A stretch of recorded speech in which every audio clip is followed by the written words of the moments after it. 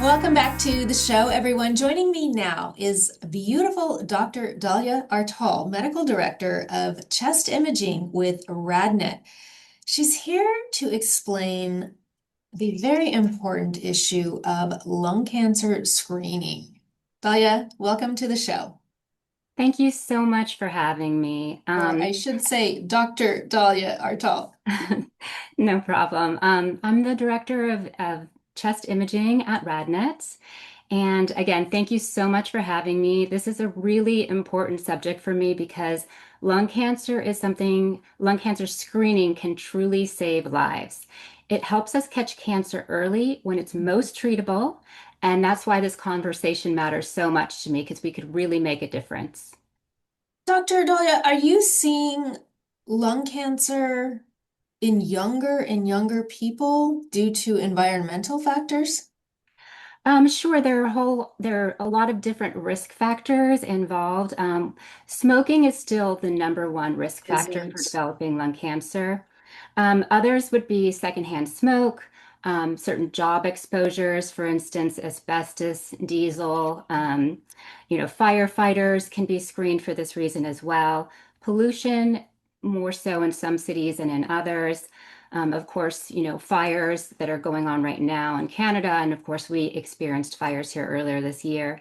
And also, there's a radioactive gas called radon, and that is emitted through the soil from the ground. And it's actually probably the second cause of lung cancer. And it's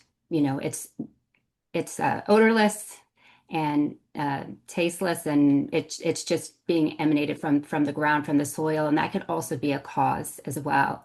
So you don't necessarily have to be a smoker, or another risk factor would be a family member who has a history of lung cancer as well. So you don't just have to be a smoker personally yourself Right. to unfortunately get lung cancer. Right. So on the heels of that, it sounds pretty widespread. So who is a candidate for lung cancer screening with a low dose CT scan? Sure. So currently, we follow the national guidelines, which tells us that not everybody needs to be screened, only those who are at high risk. And it's really important to speak to your doctor to find out whether or not you might be in this category. Specifically, things that we look for are if you're between the ages of 50 and 80, you have a 20 pack year history of smoking. So that means you've smoked a pack a day for 20 years or two packs a day for 10 years. You currently smoke or have quit within the last 15 years, then you qualify for lung cancer screening, for low dose lung cancer screening. So people who meet those criteria specifically are at much higher risk for lung cancer, and multiple studies have showed that annual screening low dose CT within this group of people can reduce the chances of dying from lung cancer by catching it early when patients are not symptomatic. Um, Right.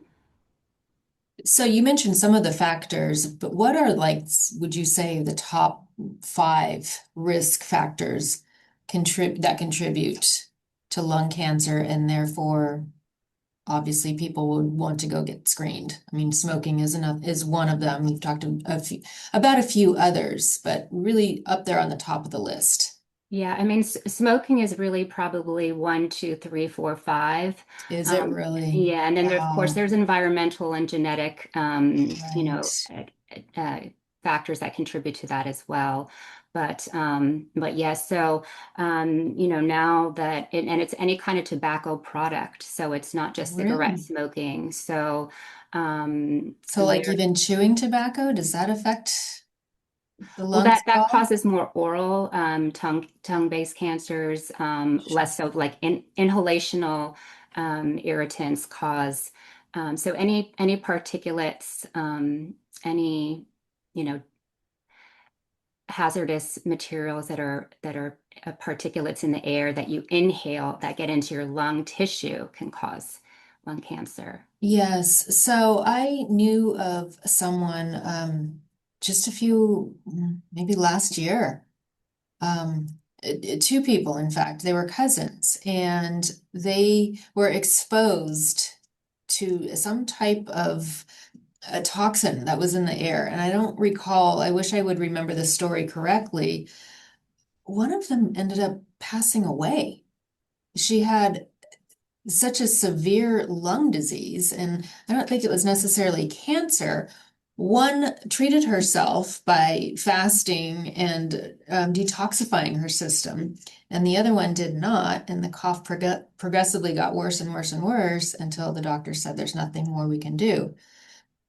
So I think it's, that was kind of an eye opener thinking, wow, just being out in the environment can cause these stressors on our system. So are people able to get screened? Let me rephrase that. Are people getting lung cancer and not showing symptoms or signs? Yes, yes. Unfortunately, lung cancer doesn't usually ever cause any symptoms in its early stages. Usually, by the time you actually have symptoms related to lung cancer, at that point in time, it's usually less treatable or potentially non-operable. So that's really the key point about lung cancer screening is that, and one of the criteria, in fact, is that you are not symptomatic. Mm. And every day, we see patients that don't have any symptoms, not even a cough, just have the history of smoking. And incidentally, we pick up a lung cancer. And again, the key is picking it up early when it's still very treatable. If you do have symptoms, symptoms tend to be, a cough that's going away or that won't go away or that's getting worse. Even coughing up a little bit of blood, that's very concerning. You should definitely go see your doctor Very for that. concerning. If you're short of breath continuously, that should also be looked into. Any unexplained weight loss, chest pain, or a hoarse voice, any changes like that, you should definitely get checked. But again, the key is that screening is done in early stages when it's treatable, when you can really save and cure a person. And so that's the key of getting screened is early detection. Right. And so I'm assuming that screening is safe, relatively safe, but what can people expect during that screen? Sure. Low-dose CT scan is very safe, very fast, very simple, and completely painless. There's no injections, there's no IV. You literally just lie flat on a table, and they push you through a donut-shaped scanner, um, and the whole thing takes less than 5 minutes. You just lie down, they take the scan, you hold your breath, Oh, and really? Yeah, I guess because you wouldn't want it to move, right? You wouldn't want your chest to correct. move. Yeah. So the important thing is the low dose cancer screening CT uses almost about as much radiation as a chest X-ray, but the images and the information that we get from a low dose CT versus a chest X-ray is tremendous. So Really? because the CT is rotating around you and taking a computer is analyzing and taking images, whereas a chest X-ray is just one plane dimension. So Yeah. we're able to see a lot of other things as well as just lung cancer. We're also able to pick up coronary artery disease, which is quite common in people with a history of smoking as well, and even some other incidental findings that could be helpful to pick up that you would see with the detail of a CT scan. So if people wanted to book an appointment with you, do they have to do it through their general or how does that work?